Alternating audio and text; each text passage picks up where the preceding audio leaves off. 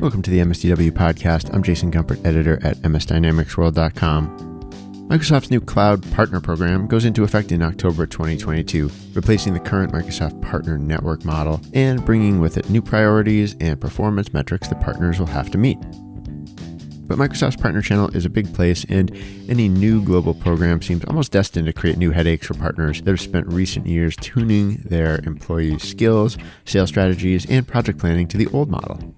To better understand this issue from the perspective of Microsoft Business Applications partners, I'm joined by Dynamics Channel veterans AJ Ansari of DWSi and Peter Wolf of Azamba. They've both been looking closely at how the changes coming up will impact small and mid-sized business applications partners, and they have some adjustments they would like to see.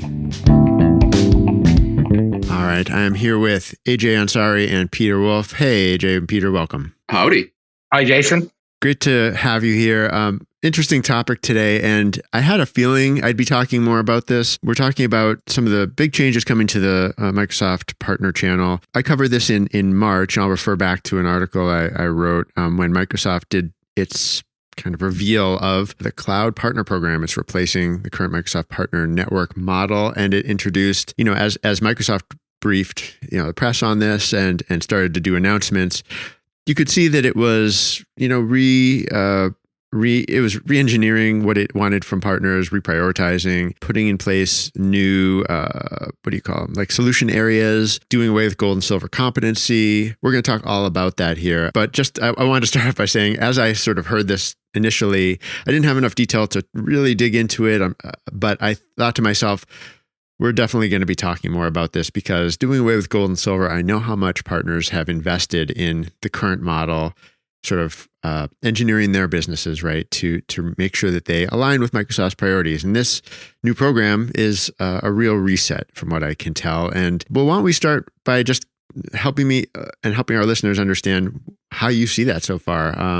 Peter, do you want to give your impressions first? Yeah, I'd be happy to give my impressions. I would say that one of the things I've noticed most under Satya Nadella with Microsoft is Microsoft has become more nimble, which I think was essential to their continued success and for the channel and the customer success as well.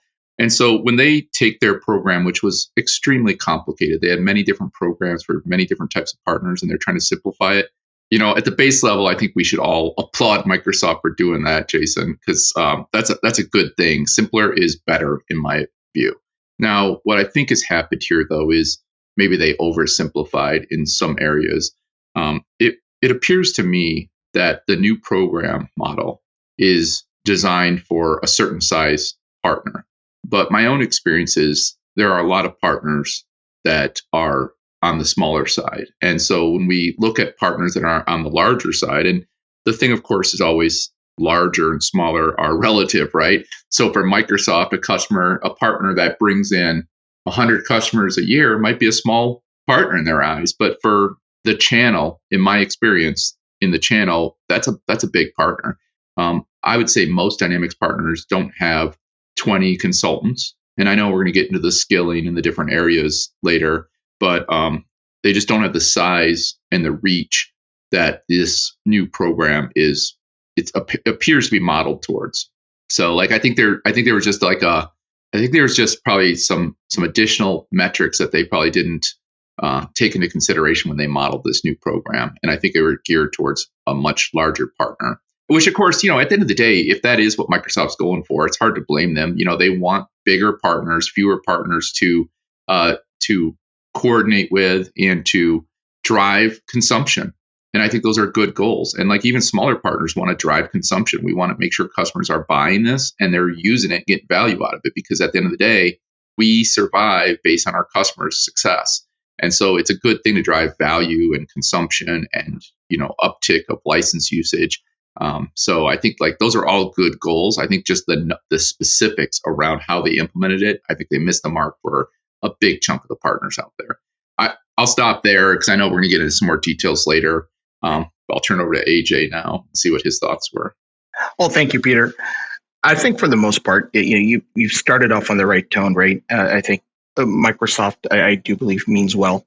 I think the idea ultimately is to create a partner program that allows them to distribute benefits and enable benefits for partners that are certified, that are in good standing, that are achieving or surpassing certain thresholds. But like you, I do believe perhaps there is a lack of clarity on what defines or what the partner spectrum looks like. I think there are, of course, some very large partners. I think probably about 25, as I heard in a recent podcast, I think, Peter, that you were part of, maybe about 25 partners that do Dynamics are probably selling $10 million or more dollars in revenue. For the most part, everybody else falls under that threshold. We are certainly under that threshold. We call ourselves a boutique partner, but we do a substantial amount of business with Microsoft. And we meet and exceed the threshold for being a direct or tier one reseller, rather, on the CSP spectrum. So with that, we're finding that perhaps we don't quite fit now in this new model of what's being called what's expected of a partner. You pointed out the certification aspect. And again, I agree, we're probably going to have to delve into that a little bit deeper. When I look at the thresholds of the requirements set there, I see that an organization like ours that has done quite well on previous metrics, even the most recent preceding metrics, which was called the Partner Contribution Index, on that scale, out of 100, we were at about 97. To go from being a partner that had met and done quite well on that scale and threshold, on that new scale, suddenly we measure significantly below the bar. I think as it stands right now, the number that we are at, the business application points for our score into the new Cloud Partner Program would be 40 out of 100. And that is very concerning to us. And that's nothing has changed except for the buckets and the way things are being measured. So I think there's a fundamental issue over there. I think probably some reconsideration for what's a partner's focus, what applications they sell. Probably changing market classifications or adding more market classifications into these classifications, right? Not just larger markets, but perhaps an added focus on SMB, just like it used to be in the PCI metrics. Those would probably go a long way.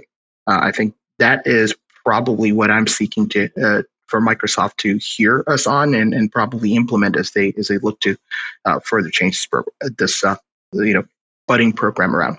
It's funny, AJ. I came to the same conclusion. Like they almost need a small business track, but then it kind of goes away from their idea of simplifying. Like, how do they balance out simplification with having appropriate tracks for different size companies? Because if we're looking at that in the dynamic side, I would guess every one of those tracks probably has the same need. There's a lot of partners out there that serve a valuable part of the Microsoft ecosystem for customers and for Microsoft that folk like you, like me, that focus on the SMB customers. And, it just seems like that kind of goes against what Microsoft's trying to do here with simplification. Well, I've got a thought in there, right? If even within this new measurement system that we have with the Cloud Partner Program, if you look on the overview page, modern work, for instance, is split between SMB and enterprise. But the business application section, which we are talking about, both of us fall into that category, Peter, with Dynamics 365 customer engagement and the CRM application set, and for us with Dynamics 365 Business Central being our primary driver.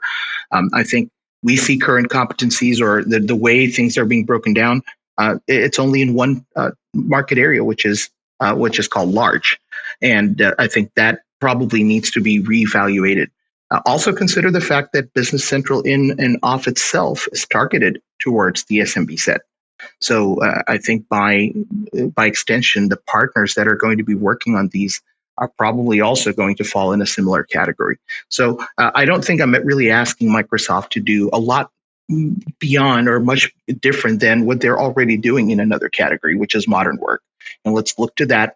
Recognize that there are partners that have an SMB focus or are SMB partners themselves, and the partners that have an enterprise focus and are probably larger partners themselves. That seems to follow, larger partners doing larger deployments and so on. I think just apply that same parallel towards business applications, because more than ever, I think that's really where the stratification of partners is happening. Man, that's so good. I didn't know that, because I had the same thoughts that you had, which is like they just need an SMB sector. And in fact, when I saw the new designations, so Jason, for the viewers or the listeners that aren't aware, under the business applications designation, they do have large and small designations, but those designations are tracked to the geo region that the partner operates in.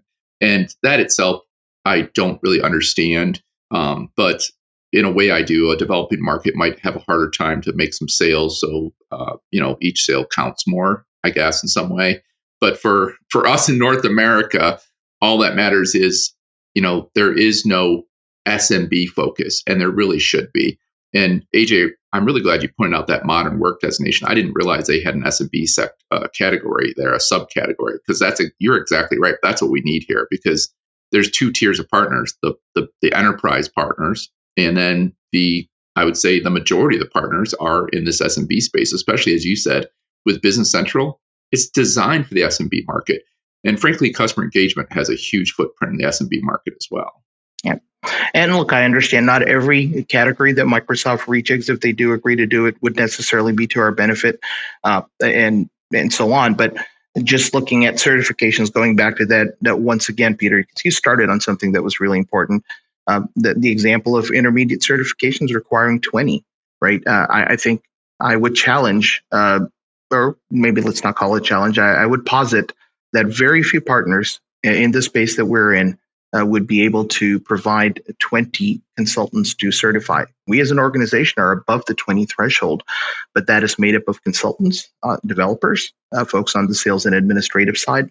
So there's a little bit of everything. And I don't think we're an admin heavy team either, but not all of our developers are going to be able to pass the intermediate certification exams.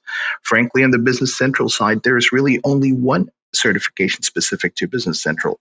All other development type certifications too that seem to kind of be bundled into our requirements are more Power Platform ones. And we agree that's something we want to grow in. And I think we do have some people in our team that have those certifications. But, I think, maybe a lack of communication between the groups that are setting the thresholds, and maybe the folks who are part of the certification process, or maybe not understanding that partners who are only doing one thing, but are doing that really well. And I don't want to toot our own horn, but I think we are doing really well on the Business Central side, both in terms of ads and the types of customers we're bringing to the Microsoft, the threshold, to the Microsoft family.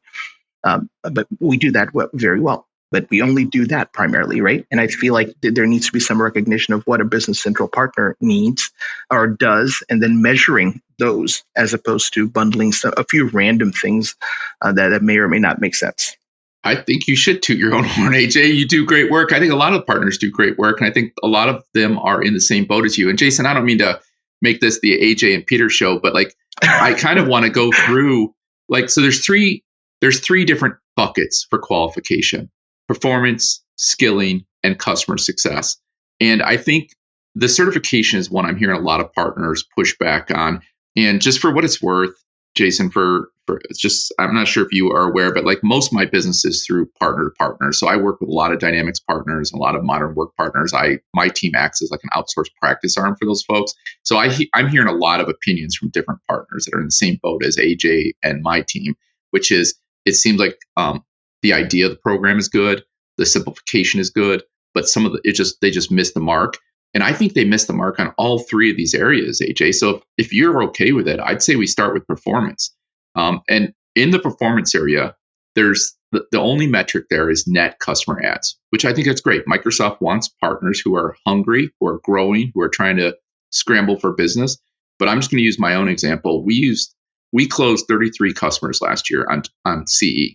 Most of those are through our partners, so we don't get credit for all of them. But the ones that we have direct, actually, if we look at all 33 of them, only 4 of them would count as a net customer add, because there's this metric, and I know you know this, AJ, because we talked about it last week, but there's this metric on here that says they have to be spending $1,500 per month for the workload. And so my average SMB customer is between 5 and 25 seats. Now, if they're buying Sales Pro, to hit that $1,500 minimum, it's 23 points, some fraction of a license. And so my typical customer wouldn't even qualify, but I would think that Microsoft wants partners out there like me who are, feeding those SMB customers into the ecosystem and keeping them away from Salesforce or Sugar and those other horrible competition that we run into, AJ. You know who they are, the guilty players out there who try to compete with us.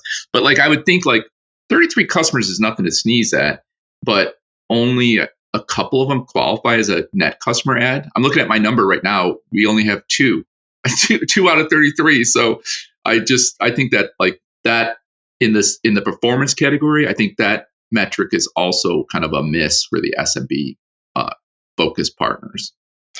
So really good point there, right? I'll stick to the performance, and I'll actually draw some comparisons to the performance bucket from the old program as well. So in the old or the outgoing program, the partner contribution index, performance was valued at about 20 points on the scale. And here, I think we've got 15 points. Performance in the old model was broken down by net new revenue and net customer adds.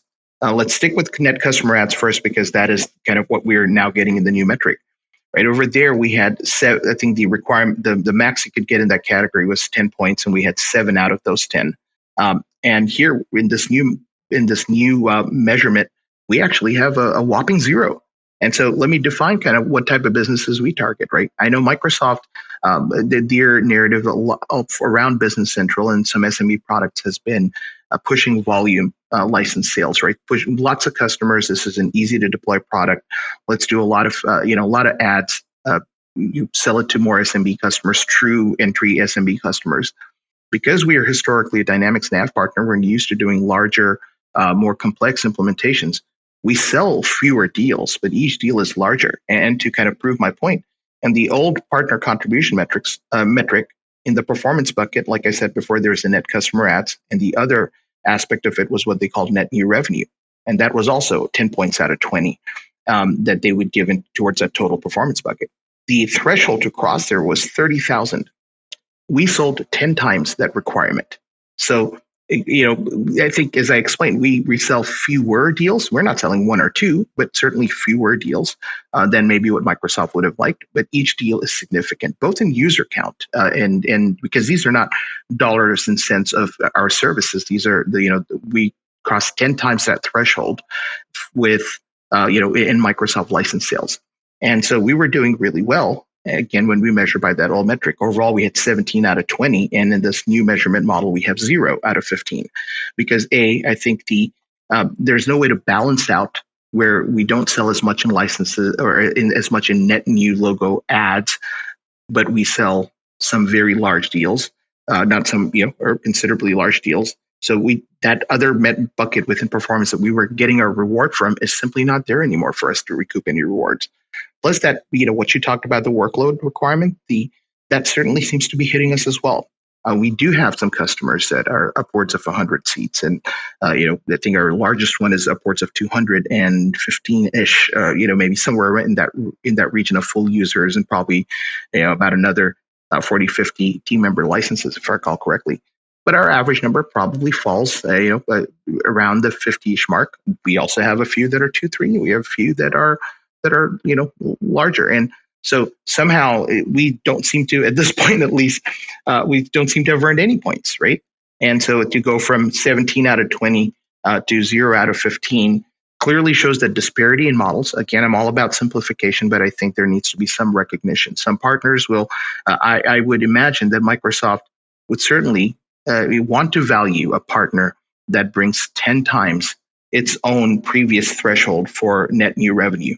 Right, we're not talking barely cutting it. We're talking 10, 11 actually. Right, 30,000. The number was 333.6, and I know I'm pulling the curtain maybe a little too much for, for comfort, but I think it's important to highlight that. So either let's have another, within performance, let's break it down into 2, or if we want to stick to simplifications, then maybe let's have a better way to measure partners that are small, but SMB focused, so that I would take the 7 out of 10 that I had in the old net customer ads bucket. So maybe double that. I would have 14 out of, probably about 10, 11 out of 15. Apparently I can do arithmetic on my feet, but I would take that kind of prorated, 7 out of 10 on the 15 scale. I understand maybe Microsoft doesn't really want to have 2 measurements within and focus on net new revenue as well. But you can see where that disparity is already happening. Just right off the mark, we're starting on a back foot in a category we actually quite excelled in just the previous model. I'm kind of curious too, so this is outside of my specialty area, but for the finance partners, the formerly F&O, finance and operations, like a lot of those partners obviously are larger, they have more consultants, but I tend to feel like they do fewer deals, but they're just mega deals, right? Because there's the 20 user minimum for finance. Like, so for them, on the flip side of this, I wonder how many of them are actually getting 15 new customers a year on finance. But they probably have fewer deals, but a lot more of them. So it's like the metric kind of would skew the other way for these finance. But I don't know for sure. Like, I don't know if you work with a lot of finance partners, or Jason, if you have any insights, but like, I would think the finance partners are bringing in huge deals for the customers, for Microsoft, for themselves, but there's going to be fewer of those deals, even though they're very large deals. That's just my thought. I don't know if that's true or not. The questions I would have there. No, yeah, I think you're right. Fewer, larger deals. I would just add that the partners that really specialize in F&O and enterprise ERP are probably bigger, more integrated partners selling where ERP is one practice, and there's certainly some where they have a bit of an analogous, really specialty on F&O, but if they are more sort of national or at least regional Microsoft partners, they've got other practices, broader sales performance with Microsoft, and maybe this hasn't caused as much concern if they can sort of keep their specialties or keep other specialties and still enjoy the benefits of it. And that's one of the areas that I did want to understand a little more. I think you've touched on it, but if recognition goes away, what really is lost? I mean, to put a point on it. And AJ, I think you started to touch on some of this, because performance, if performance hasn't changed, but recognition changes, then where does that leave you, right? Apparently not in a very good place, right? I mean, as it stands, and by the time we're done with this, with talking about all three categories, and I'll be happy to once again kind of bring up our total score as it stands. But while I'm fine with the gold and silver titles going away, I think, Peter, in another conversation you mentioned that in and of itself has never necessarily help or hurt you on a deal that's probably at best a 1% or 2% differential, among other things. That you didn't say. I'm kind of paraphrasing based on my understanding of what you said. But internal use rights benefits and other benefits that we get, that is certainly going to cost us there, and cost us, indirectly and directly in some ways. It's going to cost our pocketbook. I want to go back and just, Jason, for anybody who didn't hear and understand Jason correctly, I want to put it in my own words. So I'm going to AJ explain what Jason said, which is larger partners have the benefit of selling more than one ERP product and CRM product. So even if they're not getting enough ads on the F&O product, they're probably doing F&O, and they're probably doing Business Central, and they're probably doing Dynamics 365 customer engagement. With those alone, you have ample opportunities. If we were 3 times the size of this business, so we have 75 employees.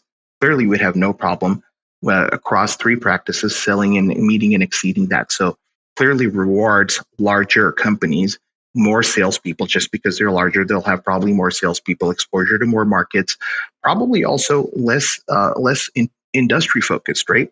I think for many years, Microsoft has asked us to march to the beat of industry focused verticalization, right? And I think when you do that, you become really good, and you find those good large customers who want your help. But because it's a narrow niche and it's a narrow focus, that market, the addressable market, is not going to be that large. There simply aren't going to be 50 customers that you're going to be able to add each year. That doesn't happen. But the ones that come to you are going to be customers that you're going to be really able to help. But when you have a broader horizontal focus, or you have multiple practices, there's ample opportunity to kind of get some here and some here and some there, and that all adds up to a drop here, a drop there, a drop there, and then the bucket's full and overflowing. I was just going to touch briefly on, you had brought up a question about losing the total revenue bucket, and personally, I don't see that is such a horrible thing, because I think Microsoft's trying to account for it by the net customer adds, and then in the third criteria, customer success, it's about deployments and usage growth. So they're kind of trying to back into it based on consumption, which I think, in my opinion, I see why they're going that way, and I think it's the right move, because it's not about the total amount, it's about the satisfaction of the customers, and I believe that's part of this program here. They're trying to reward the channel based on customer satisfaction, and so if you have growth and your deployments are growing, that's a better metric than revenue growing. And so I'm okay with them dropping that criteria, even though, like AJ said, we easily met that goal. That was not a problem. But I do like the way they've gone here to more of a consumption, because it really says to the channel, hey, are your customers using this stuff? You're not just selling it to them. Are they being successful with it? Are they consuming more licenses? Are they growing? And that's ultimately the success of any dynamics practice is, are we helping our customers be successful? So I like the way they align that personally.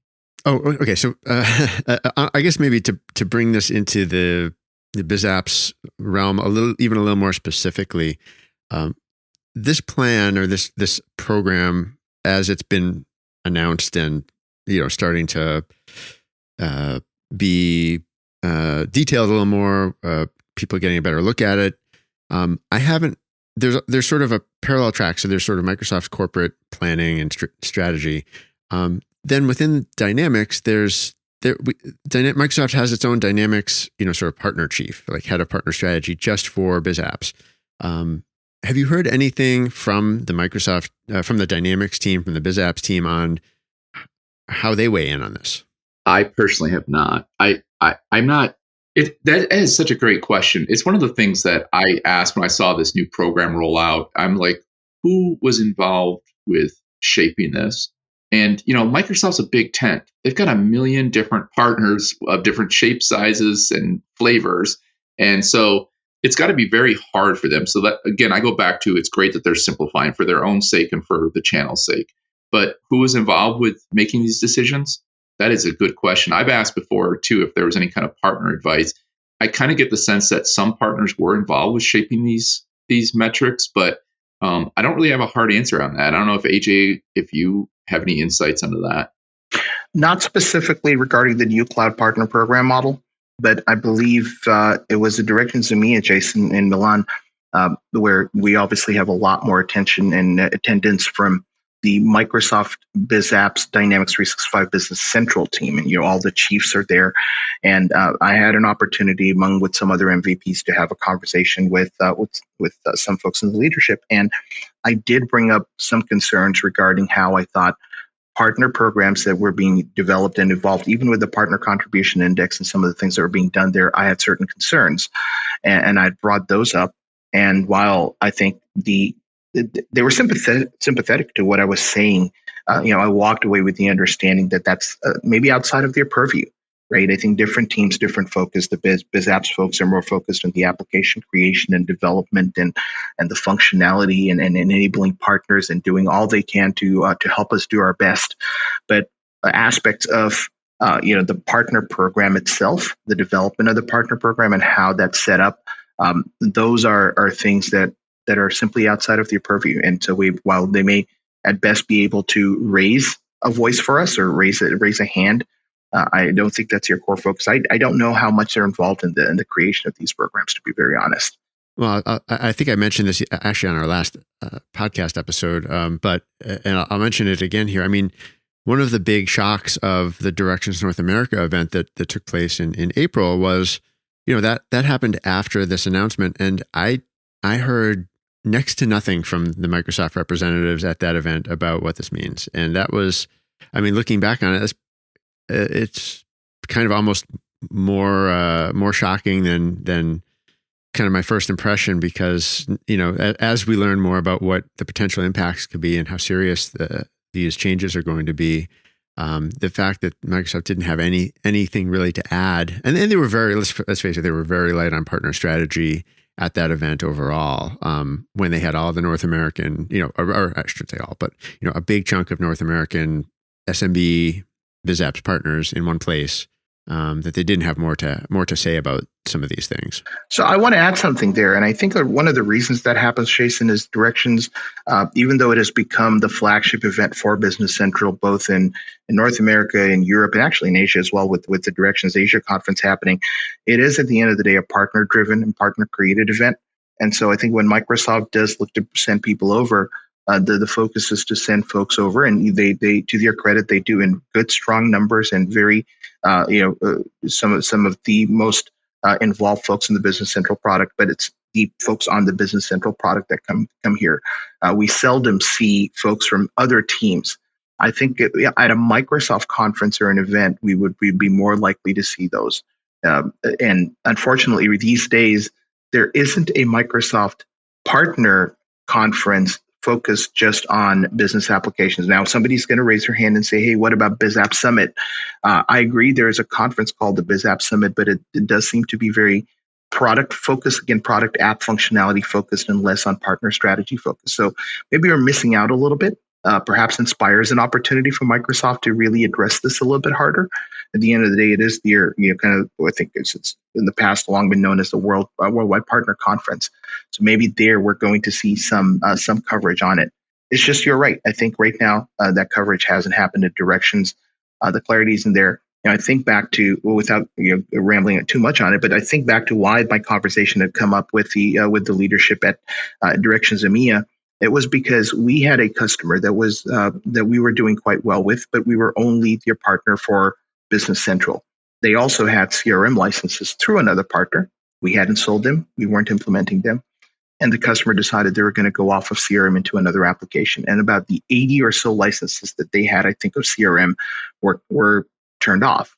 That impacted us and the other partner, because we were both listed as delegated admins or both listed as partners on that customer. So even though we had never sold, and even though we had never seen the original benefit because that had been sold many years ago, we certainly did see the shock reduction of 80 users. So significant workload reduction that impacted us in the customer success category. And we were just besides ourselves with how, we have nothing to do with it. How could we? And the answer was from the team that we talked to on the Cloud Consult side. They told us, we understand, we sympathize.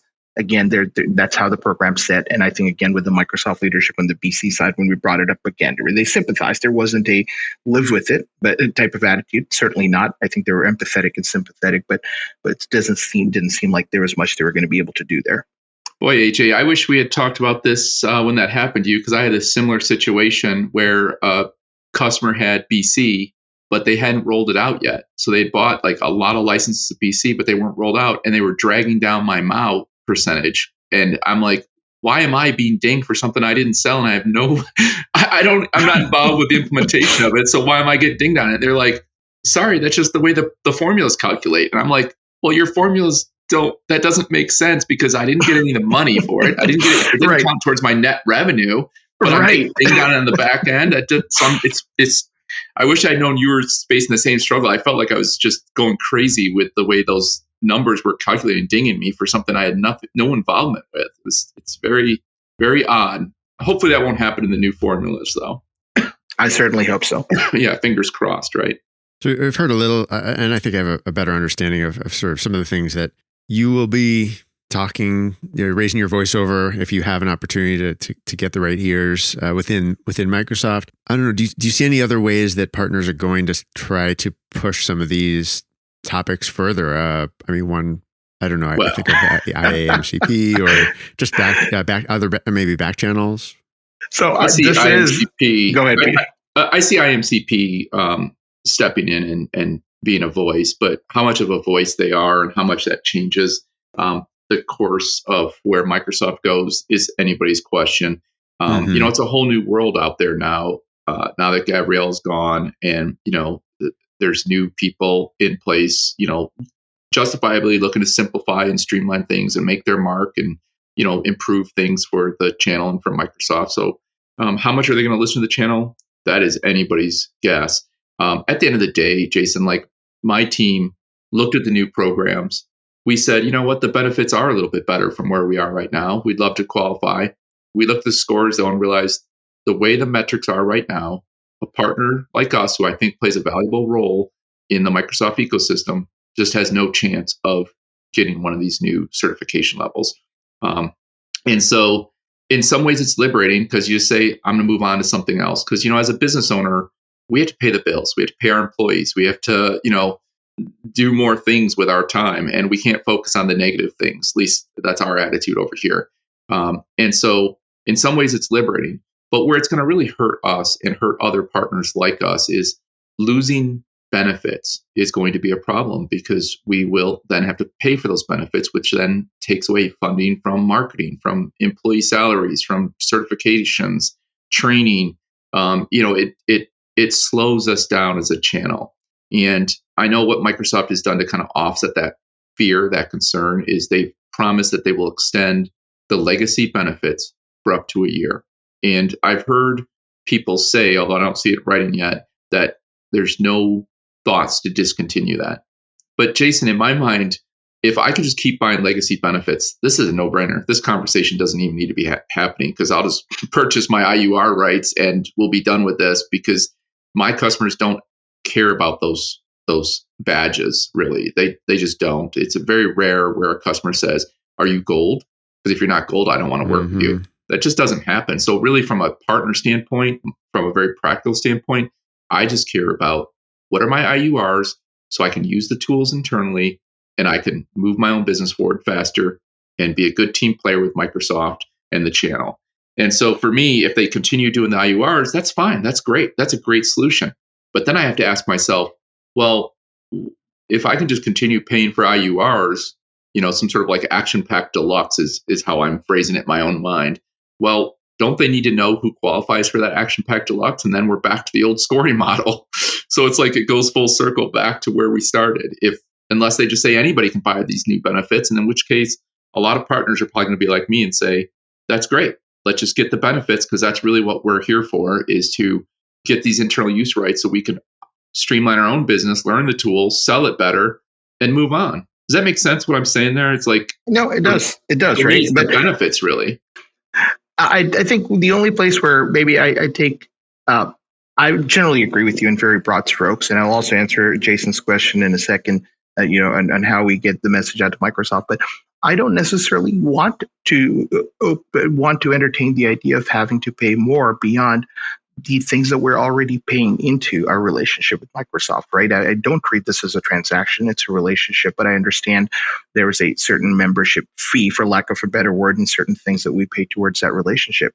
And we've always been willing to, and we're happy to pay that. I think where I take issue is any metric that takes you from being 97 on any score, whether you've been in high school or college, or 97 out of 100 on any metric is considered a very excellent measurement, or that you're meeting and exceeding. To go from there to unceremoniously being dropped to the bottom of the bucket outside of the party, sitting at 40 out of 100 where you stand to get no benefits is just, it does upset me. I'm not going to sugarcoat that part, right? That's where I'm going. If we have done something wrong and we have stopped being as effective a partner, and that's where our score drops, that's great. Yes, it means we are no longer contributing to the relationship as much as we used to. And then Microsoft is well within their rights to say, AJ, you and DSWI either need to step up, or well, these are what the rules. But when you have two programs that we can see scores for in parallel, and the previous program is but a year old, and you go from being 97 to 40, you can't be surprised that I'm unhappy about that, right? I think that I want to make very categorically clear where my unhappiness comes from and why it's there. I don't think there's any sense of entitlement to what I'm asking, and therefore I take issue with maybe entertaining the idea of, if I have to pay a little bit more to get these IURs, I will. And I think I want to highlight that. But coming back. Jay, can I jump in here real quickly, though? Because I don't look at it, and I'm not here to try to explain away Microsoft's choices, but I don't look at it as your score is dropped and you're being scored more harshly. Microsoft is clearly here trying to evolve the programs and focus the partner channel on different things, including consumption instead of net revenue. That's why they got rid of the net revenue number. So I would say that it's more of a repurposing or refocusing the channel. To our main point, though, driving this conversation, there needs to be a tier for the SMB partners like you and like me and like all the majority of the partners out there that are focused in the SMB sector, so that we have a chance to go along with Microsoft towards this new goal of consumption and growth, and not score so harshly when we're doing pretty darn well. A lot of us are out there doing pretty darn well. No, and look, I think for now, I'm going to say we'll agree to disagree. But as we get to the second and third category, which we need to talk about, I'll point out where it seems like we were maxing out on that category. And it's just because and so again, it's not for lack of maxing out in that category that we're sitting on the outside looking in, or we will be sitting on the outside looking in if this plan passes as it is right now. I do want to answer Jason's question around how do you bring this issue to the fore and how do you get this heard. IMCP clearly, I think, is doing a good job. They always have on all sorts of matters. If you remember a few years ago when there was a significant proposed change to the IUR model, I think IMCP was a leader in getting that voice heard with Microsoft. I think it certainly was listened to, and Microsoft came back with a slightly different way of doing things. So I have a lot of faith in the leadership at IMCP to further this cause.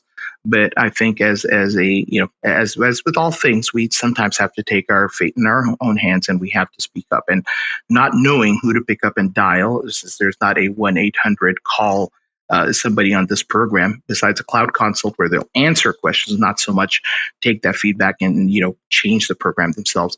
I'm hoping a public forum like this gives us some opportunity. I think, Jason, with MS Dynamics World and the podcast that you do have readership that's spans partners, Microsoft, and many others in the ecosystem. And I'm hoping that this gets to the right ears, either directly or through somebody listening, sharing, liking, engaging, adding your voice to this.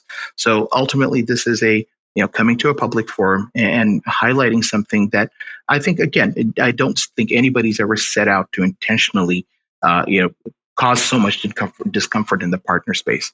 I think it's a byproduct of wanting to do well, but from having such a large tent of partners like Microsoft does, so many different spaces, so many different sizes, so many different specialties.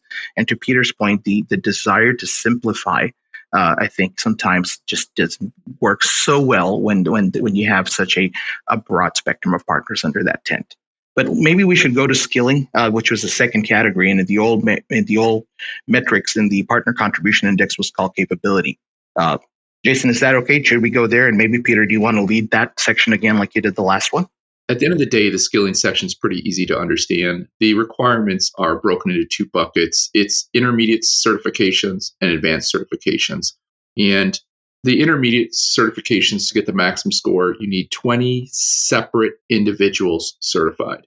For the advanced certifications, to get the maximum score, you need 7 individuals certified. And they can double up. So some of the 7 can come from the 20. So if you've got 7 people that are more advanced and technical, they could easily get certification in both of those buckets.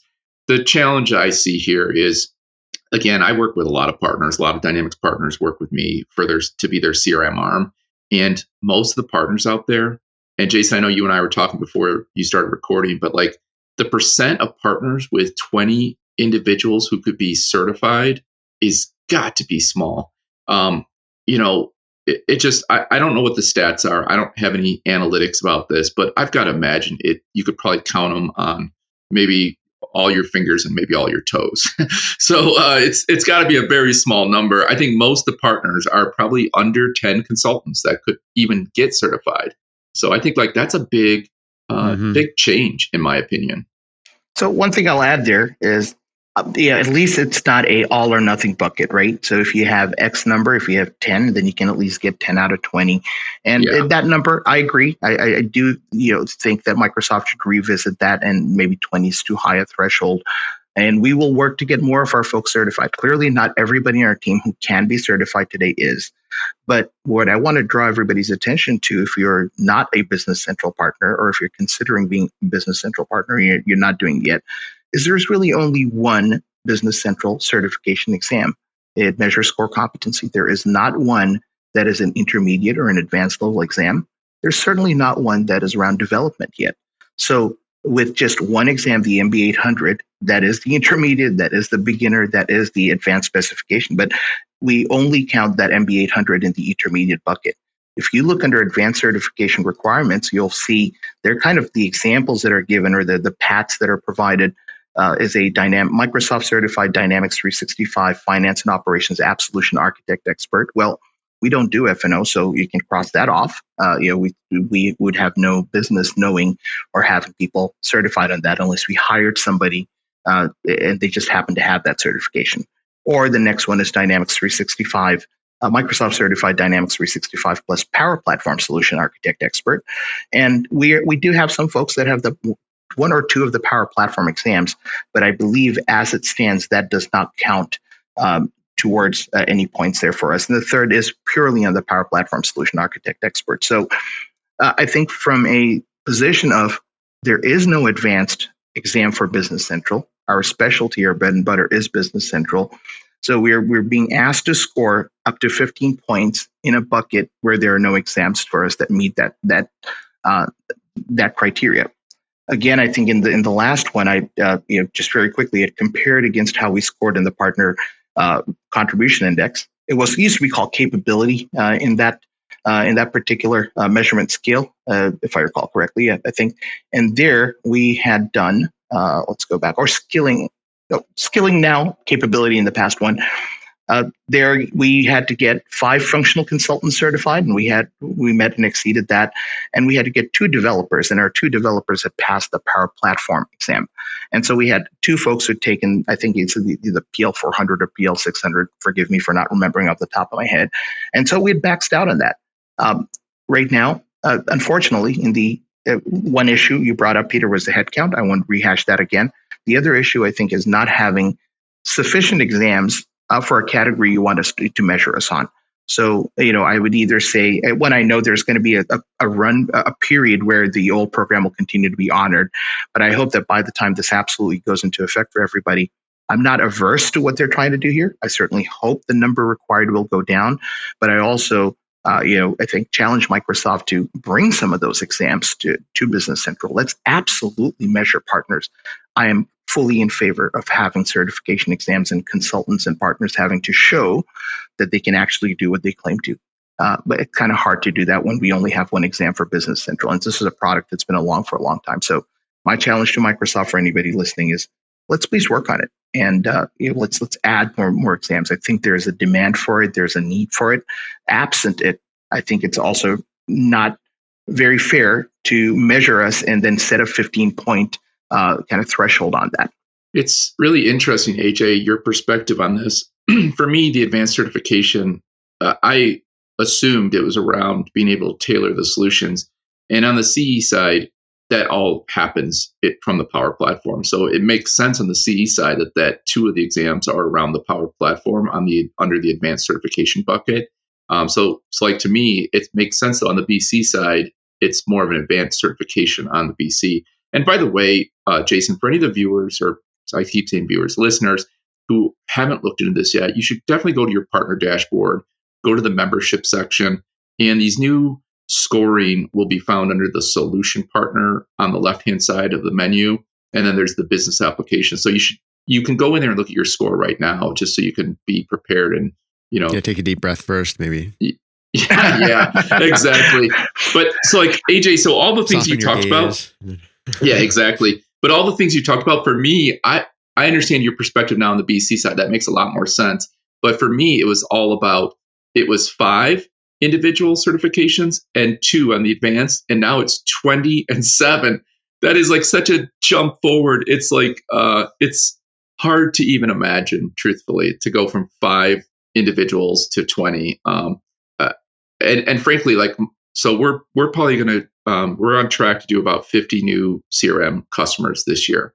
We're going to do that with 7 total consultants, that could even possibly pass this test. Maybe a few developers that would also pass one of these tests. But like, again, I think there's just a miss there, but maybe it was intentional. I don't know. Like to Jason's point earlier, how do these programs evolve? I really haven't seen the guidance around it, and I don't know which partners were involved. But like, maybe this was all intentional. Maybe this is what Microsoft wants, is fewer, larger partners. And if that's the case, like I said before, that's fine, as long as there's some path to getting IURs so it doesn't slow us down further, because, paying for those IURs, in the end of the day, I will do it because we see the value of the software, just like we preach to our customers, but it slows our business down. It'll slow the whole channel down. It will also keep some partners away from using Dynamics internally, and they will use ConnectWise or Salesforce or Sugar. And we don't want that as a channel. We want all the partners using the Microsoft tool. So it's in Microsoft's best interest to find some path to using IURs, in my opinion. My final thought, just I think in the last category, I'd given my scores what they were, what they will be. I want to put that, and then we can move on to the third topic. So in the capability, the previous model had 35 points across the two categories it created. One was for functional consultants that had 30 points. Developers had 5, and we maxed out at those 35 across the categories in the old PCI model. In the new model, there are that combines now for 50 points. For 35 points still, and that's broken down into intermediate, 20 points there, advanced certifications 15. In the intermediate, we now have 6 out of 20. Advanced, we have 0. And at max capacity, I think by the time we get all of our consultants, and we're committed to getting all of our consultants certified on the intermediate MB 800 exam, I think that will put us at about 15, maybe 16 out of 20 points. So that's kind of where we think we will be at peak capacity. And unless something changes at advanced certifications, I think we'll continue to get 0. So 35 before, 6 now, but put an asterisk there and say about 16 when it's all said and done. So maybe we want to move over to the third one, customer success. Just one other point there. I don't know if we've mentioned this, but there's a 70-point threshold, right? Correct. Yes, That is correct. Yeah. And it was too before. Even in the old model, I believe it was 70. 70 and 80 maybe because there's a silver and a gold. So something along that. But I think the base threshold to cross was 70 then too. And it's 70 now. Yeah, let's move. What was the third bucket? Peter, lead the way. Yeah, it's customer success. And this one to me really, apart from simplification, really highlights, in my opinion, the way Microsoft's trying to evolve their programs to focus on customer outcomes, growth, which are all very good things for all of us.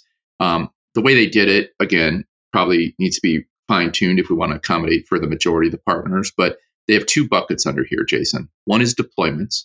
So that's the total growth in number of deployments crossing the minimum monthly consumption value during the trailing 12-month period.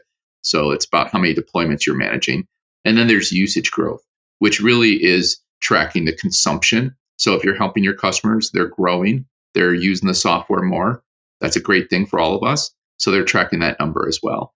Now, for me, the deployments have a particularly interesting problem, which I think is just an oversight, Jason. I know we were talking about this before the call, but if you go into your dashboard and if you click the link view requirements, you'll see how the different workloads, the different software applications essentially are scored.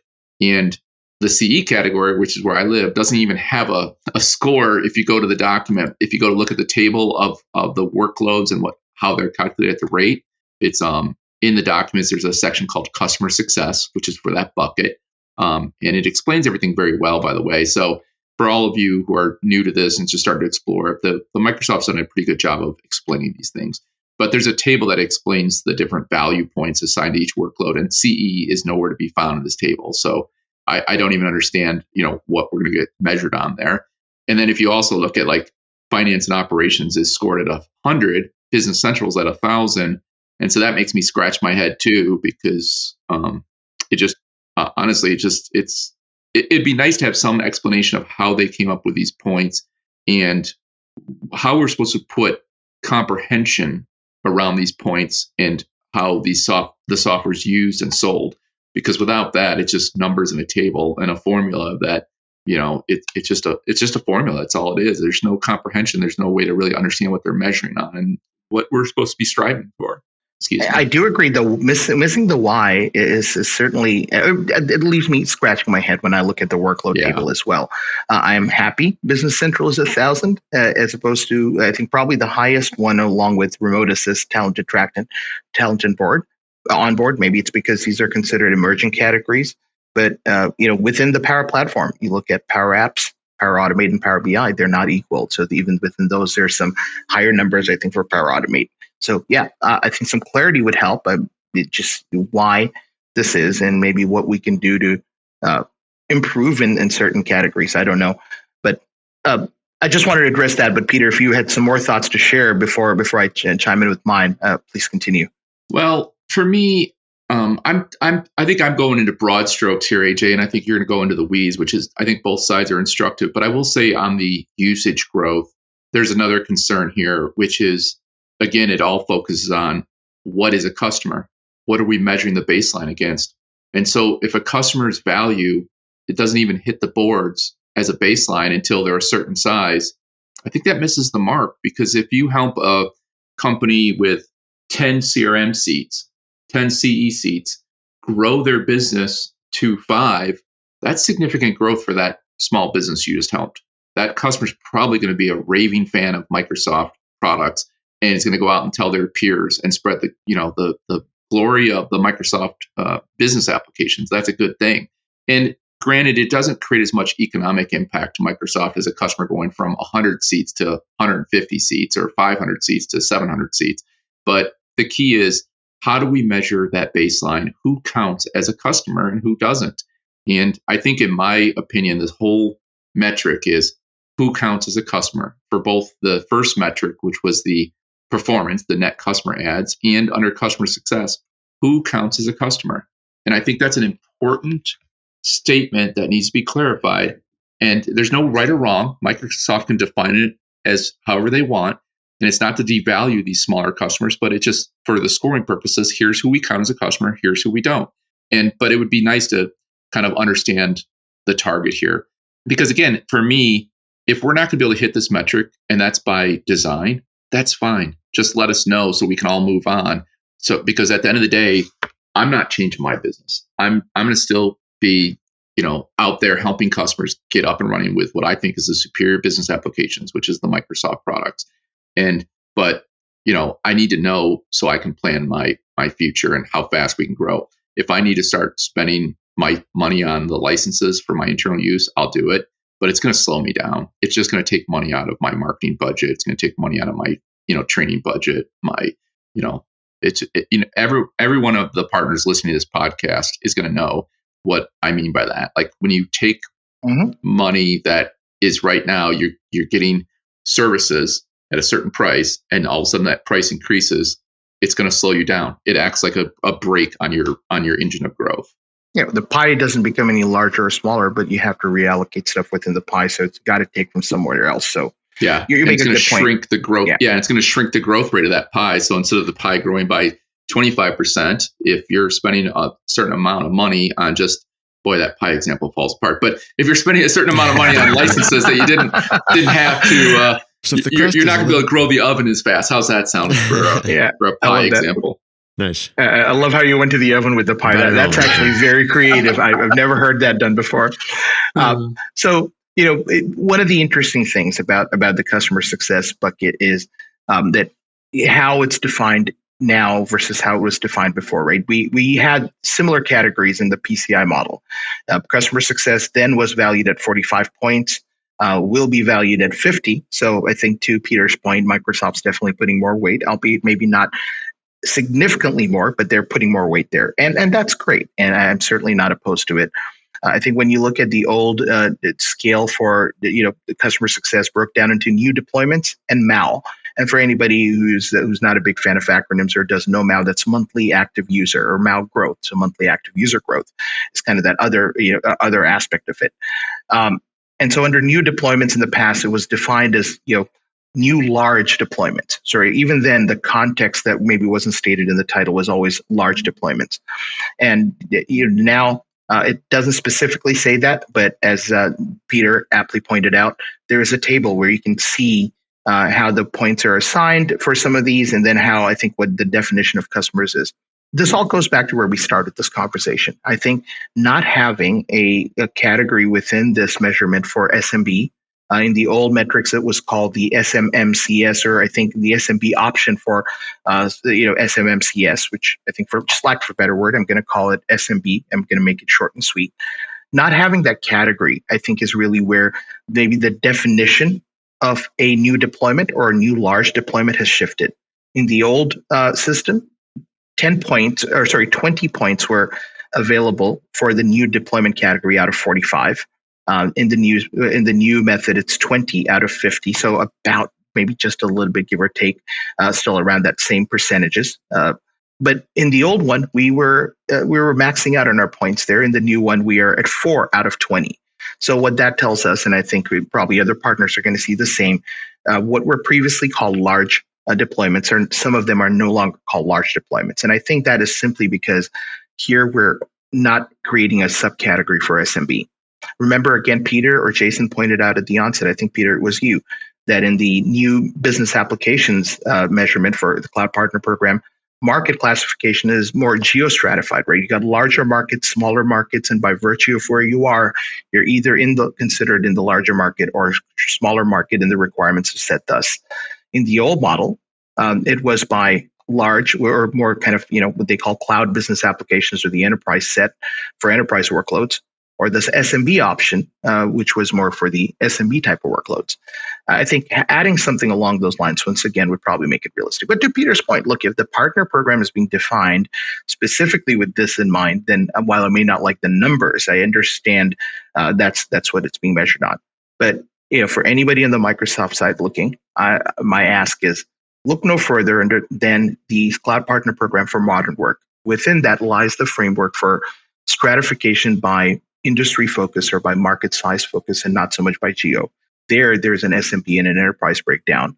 So I don't think it's outlandish to request that a business application category also have similar breakdowns. So again, I think I want to be conscientious of the time that we have. So in the deployments bucket of customer success, we get 4 points out of 20. In the old model, we were getting 20 out of 20. The other was the monthly active user group, or the MAU growth. I think in the new model, it's just shortened to usage growth, effectively the same thing. That is one metric where we did well then and we do well now. We had 25 out of 25 points there. That was 25 points from the total of 45 points for customer success. That is the only bucket where we continue to meet, exceed, max out. We're at 111% of our usage growth. And so we meet 30 out of 30 points assigned to the usage growth. So this is 30 points out of the larger 50 points for customer success. So again, if Microsoft's way of rewarding partners is achieving usage growth, I think for anybody who's listening, we are meeting that. And I think a lot of partners probably, if they were doing it before, they probably are now. So ultimately, what that tells me is, at least in some category, Microsoft that has set some bars where, regardless of how it's been rejected and reclassified, there is, we are showing that we're performing. We are showing usage growth. Again, we're not a stagnating partner. And I posit that a lot of the people listening to this call or to this podcast are not stagnating partners either. So it all rolls back to, I am in favor of creating a simplified model. I am in favor of asking partners to put your money and your skills where your mouth is. And so get more certifications. Show us that you can not only sell, but that you can show growth. Show us that you're doing deployments that are significant in size and not probably 1 or 2 licenses. All of those are great things to aspire to. I'm not against any of those. But I think just what's missing in here is a recognition that not all Dynamics 365 applications are the same. There are at least 2 broad categories, an enterprise workload set and an SMB workload set. And another way to come about it, where Peter, you've pointed out something that I am unaware of, right? That I was not aware of because I don't sell CRM primarily, is that for all the great work that you're doing on the CRM side, there is certainly no measurement even. That workload table does not show CRM as a category. Never mind that it doesn't score as well, or it scores better or worse than other categories. So, kind of understanding that even within the Dynamics 365 app, if you're not stratifying by the industry size, you should at least consider stratifying by ERP versus CRM. Those are both very important parts of Dynamics 365. The CRM application is the only application Microsoft's developed from scratch. Everything else was kind of procured, acquired, and then developed and built on and made part of the family. The CRM application has been a flagship for Microsoft for many, many years. It has come to define the Dynamics, the 365 cloud. It's been I think the example product, the shining example that we all followed to the cloud space, right? CRM went online first. Man, AJ, you've followed that path. You've sold me. I'm a buyer. How do I get it? I know, right? Exactly. Well, if you do really well, Peter, you're going to get some internal use rights licenses. You're not even going to have to pay for it. But let's invite Microsoft to fix the model a little bit so that I think your hard work gets rewarded with some internal use rights licenses. And I know this is not all about IUR. For anybody thinking you're sitting, Peter and AJ are at this podcast because they want free licenses. That's not what we're asking for. I think we're asking for the playing field to be set in a way that's achievable. We all want things to aspire to and shoot to. We do this in our compensation incentive packages and so on. But I think it should be meaningfully achievable. It should be challenging, no doubt, but it should be achievable. That's where I'm asking for, Peter. I hope I didn't speak out of turn for you, but I know you have very different perspectives. I'm glad that we have different perspectives, but I think ultimately we're kind of working towards that same larger aspect. You agree? I would agree. The other thing, because Jason, I'm sure your audience understands this, but I think Microsoft, the perspective sometimes is on these thresholds and setting these bars, and the internal use rights is a favor that they do for us. But the real favor is to all of us, including Microsoft. If partners have rights to this software and they use it themselves and they do it well, they will be net promoters of the software. It's so like with my partner business, a lot of the partners don't use Dynamics. But the way I get them interested in it is to say, hey, you've got IUR rights, you're kind of shooting yourself in the foot by not taking advantage of that software. Once they get Dynamics installed, then they become net promoters of it. And it's easier for their consultants, their salespeople, their account managers to say, hey, Jason, what you're looking at a CRM product? Well, maybe you should talk to my buddy Peter about Dynamics, the customer engagement, the CRM product. And so I think it's in all of our best interest to get as many partners as possible using the software internally in an effective way, because then they become net promoters of the software. And that's a win-win. And I understand from Microsoft, when they move from on-prem software to cloud, there are hard costs associated with rolling out benefits, right? Mm-hmm. It's no longer I send Peter or AJ a CD with the software and they install it on a server of their own.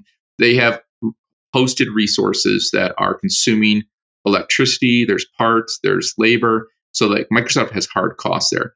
But the programs aren't free, so you do pay for those licenses. So I think finding a nice balance will be to the benefit, to AJ's point, finding a nice balance that works, it gets the competitive juices flowing for each of us to hit these new thresholds and play by the rules that Microsoft's trying to put in place for us all.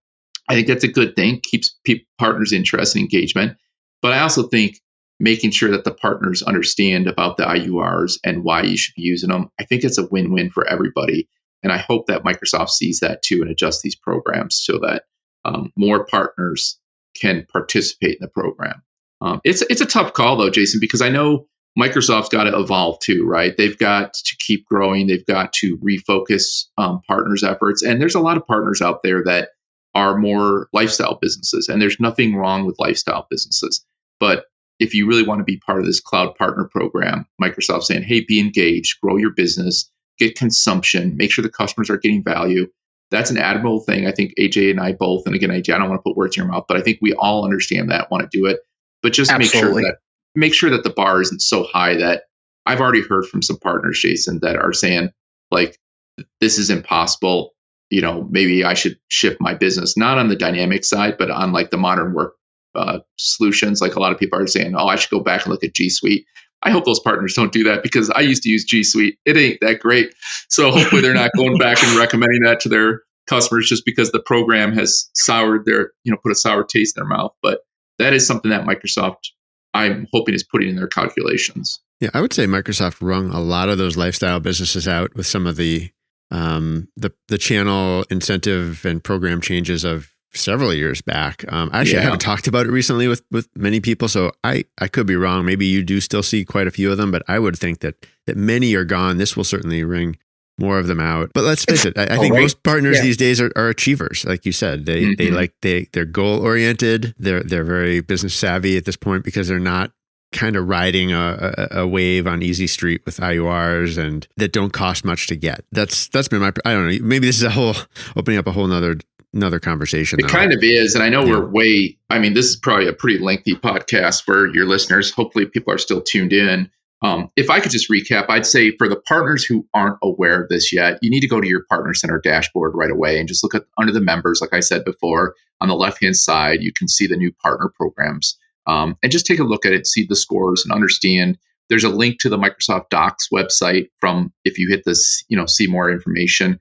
You can go to the Microsoft Docs cite, and it explains things. But Jason, to your point earlier, the Microsoft Dynamics team, I hope they start to understand and provide more direction here and how it impacts the Dynamics channel, because I think a lot of partners are starving for some information and starving for some of those whys and trying to understand and put context around some of these changes. Because I'm thinking back historically to other partner channel changes of years past. And in my thinking back on it now, Microsoft typically will eventually clarify that, yes, this was intentional and we're trying to seek change in the makeup of the partner channel, or they will come back and say, give us a little bit of time, let us work on this some more, indicating that they really were trying to just sort of tweak rather than reshape, really fundamentally reshape things. And like the lifestyle businesses are one example of that. And